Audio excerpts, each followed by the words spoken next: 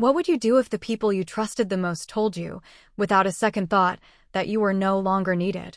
That your years of hard work, the late nights, the decisions that saved the company millions, suddenly didn't matter? That was me, Vanessa Hart, 42, Director of Operations at a thriving tech firm. I walked into the boardroom that morning expecting the usual mix of formal nods and polite small talk.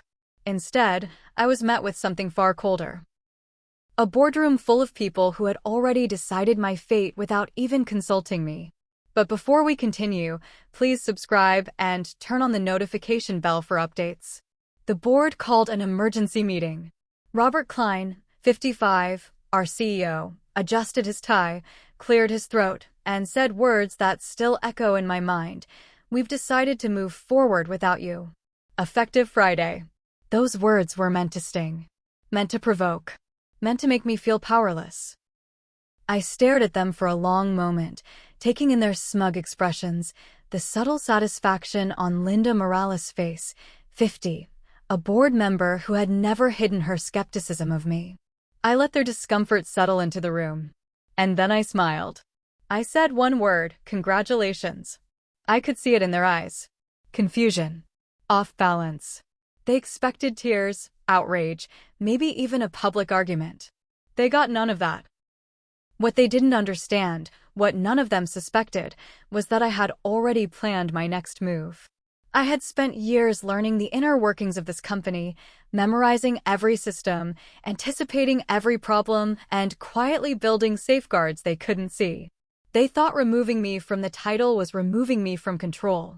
They were about to discover how wrong they were. Even as I left that room, composed on the surface, my mind was already racing. By Friday evening, I was no longer officially the director. The office would think it had one. But Monday was a different story. Systems only I fully understood would begin to falter. Mistakes that seemed random would appear. Emails would bounce, schedules would collapse, clients would be confused. And while chaos quietly brewed behind the scenes, I would watch from a distance, knowing exactly what was coming and knowing the board had no idea. Have you ever been underestimated? Has someone ever thought taking your title, your position, or your authority would stop you? That day, I decided I would turn their confidence into their greatest vulnerability. But what came next would change everything, and no one saw it coming. Monday was coming, and the board had no idea what they were about to face. But before that, Friday afternoons still felt like a battlefield I had already won. They thought removing my title meant removing my influence. Did they really think they could strip away years of knowledge, experience, and subtle control with a single signature? I walked out of that boardroom and felt something most people never do after being betrayed at work: pure clarity. Every email, every system update, every operational shortcut I had implemented over the past 5 years suddenly became my quiet weapon.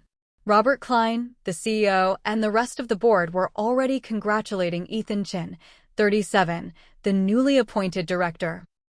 Ethan was ambitious, eager, and completely naive about what he was stepping into. Linda Morales, 50, looked smug, as if she had finally toppled someone she had quietly resented for years. But confidence, I've learned, is fragile. And arrogance, even more so. How do you teach someone humility when they don't even know what they don't know? I was about to show them. Walking back to my office to collect my things, I noticed the subtle shifts in the team. Some whispered, others stared. Some tried to hide their panic at the thought of the changes ahead. My assistant, Maya Patel, 29, had been silently observing the situation all along. She knew the plan before anyone else.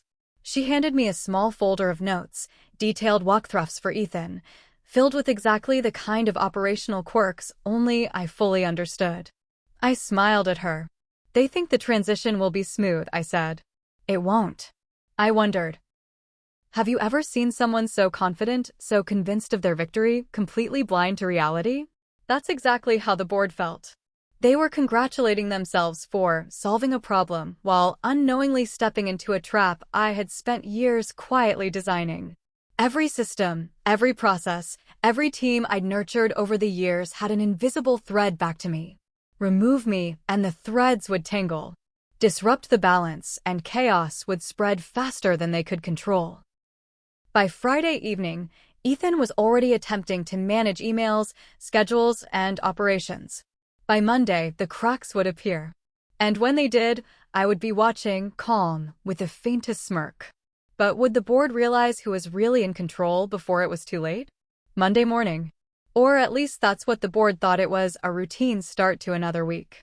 But routine, in this case, was a carefully constructed illusion. I had left behind instructions, files, and automated procedures that only I fully understood. On the surface, everything looked normal. The systems were running. The dashboards were green. But underneath, the threads I had quietly woven over years were ready to snap at the first wrong move. Ethan Chin arrived at 8 a.m., suit crisp, hair neat, and a confidence so bright it almost blinded him. He had no idea what was waiting. He smiled at the staff, waved to the board members, and confidently opened the morning briefing. I wasn't there, of course, but Maya Patel, my assistant, had positioned herself in the office that morning, monitoring quietly, texting me updates. Every little hiccup, every tiny error, she captured. It was beautiful in a terrifying sort of way. By 8:15, the first emails began bouncing. Not all of them, just enough to cause confusion. By 8:30, the automated scheduling system started sending double bookings. A client call was missed, an internal report misfiled. The chaos was subtle at first, just enough to make the board uneasy, enough to make Ethan sweat. I imagined him pacing, frustrated, trying to troubleshoot issues he didn't understand. Have you ever watched someone confident slowly unravel because they underestimated the complexity they were walking into? It's mesmerizing. The board didn't notice immediately. They were too caught up congratulating themselves, too comfortable thinking that replacing me solved everything. By 9 a.m., though, they started getting calls from staff. Questions they couldn't answer. Emails they didn't understand. Panic began to ripple through the office. And yet, from my quiet vantage point, sipping coffee at home, I watched the dominoes fall exactly as planned. By late morning, the cracks became more visible. Ethan was flustered. Robert's brow furrowed. Linda Morales' confidence wavered. And Maya? She sent me a photo of Ethan staring helplessly at a dashboard, muttering under his breath. It was poetic justice in motion. But the real question remained, could the board grasp what was happening before Monday completely unraveled? Or would the chaos reach a tipping point that none of them could recover from? By mid-morning, the office was a pressure cooker. What started as small glitches had snowballed into full-blown chaos. Ethan Chin, 37, was frantically clicking through dashboards, muttering apologies to clients he couldn't reach, trying to piece together operations he barely understood. The board, still thinking they were in control, was now staring at him with a mix of confusion and panic. I watched all of this unfold from a safe distance. Coffee in hand, the sun streaming through my kitchen window, I couldn't help but smile. Every error, every misstep, was exactly what I had anticipated.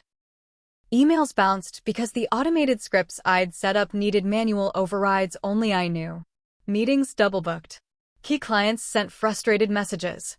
Even the simplest workflow tasks that had become second nature to me, were now stumbling blocks for Ethan. Maya Patel, my loyal assistant, texted me updates constantly. Ethan just tried to approve a purchase order and got a system error, she wrote. Robert just walked into the server room looking like he might cry. I laughed quietly, knowing that the board's arrogance had led them straight into this trap. How often do people assume that replacing a person equals replacing their knowledge? That's the mistake everyone makes. By noon, Robert Klein, 55, CEO, finally realized something had gone terribly wrong. His confident facade crumbled as he tried to call me, just to clarify what's going on. Linda Morales, 50, a board member who had looked so smug on Friday, was now pale and silent, flipping through emails and reports, trying to locate the source of the chaos. Every attempt to fix it only made the problems worse. I could almost hear their thoughts. How could this happen? What did Vanessa know that we didn't? And the answer was simple: everything. I had spent years quietly mastering the company's systems, processes, and workflows. Removing me didn't remove my knowledge, and the company needed that knowledge to function. But instead of panicking completely, I felt calm. I had waited for this moment, and it was beautiful in its precision. By mid-afternoon, the board finally called an emergency meeting, desperate for answers. Ethan was sitting in the corner, defeated. And that's when I knew they were about to learn the hard truth. But would they realize who truly held the power before the day ended? Or was this chaos only the beginning of their lesson? By mid-afternoon, the boardroom had transformed from confident authority to a room of stunned silence. Robert Klein, 55, the CEO, looked like he was seeing a ghost. Linda Morales, 50, who had spent years underestimating me, was pale, clutching her notes like a lifeline. And Ethan Chin, 37, the so-called new miracle, was slouched in his chair, completely defeated. That's when I walked back in. Calm, collected, like I had never left. The room froze. Their eyes widened, a mix of disbelief and panic. Vanessa, Robert stammered, we didn't expect. I held up my hand, stopping him. Let me guess. You didn't expect Monday to look like this. I smiled faintly. I hope you're not too frustrated. You see, everything ran exactly as it should, because I left it that way. But the systems, the schedules, the workflows, they needed someone who understood them. Someone who built them from the ground up. That's me. There was a long pause. The kind of silence that carries the weight of realization. They had believed they could remove me, replace me, and the company would run smoothly. But titles don't equal knowledge. Authority doesn't equal control. And arrogance. Arrogance only works when it isn't tested. I turned to Maya Patel, 29, my assistant, who had been quietly supporting me behind the scenes. She nodded, and together, we began to calmly walk them through the issues, explaining each crisis and how it was resolved. No anger. No vindictiveness. Just truth delivered with precision. And the irony wasn't lost on anyone. The board members who had spent years maneuvering and planning, thinking they were in charge, had learned that real power is invisible until it is tested. As I left the boardroom that day, the lesson was clear, not just for them, but for anyone watching. Don't underestimate the people you think you can replace. Knowledge, patience, and strategy will always outlast arrogance and haste. So, have you ever been underestimated? Have you ever faced a situation where people assumed taking your title or your position would take away your influence? Remember this story, because sometimes the most powerful moves are the quiet ones, the ones nobody sees coming. If Monday taught the board anything, it was this: real control isn't about titles. It's about understanding, preparation, and timing. And revenge, well, revenge isn't always about anger. Sometimes, it's about proving a point with style, poise, and unshakable calm. Now, I want to hear from you. If you were in my shoes, what would your Monday have looked like? Comment below with your strategy, and don't forget to subscribe for more stories of betrayal, strategy, and karma that actually works. Because trust me, these lessons are never forgotten.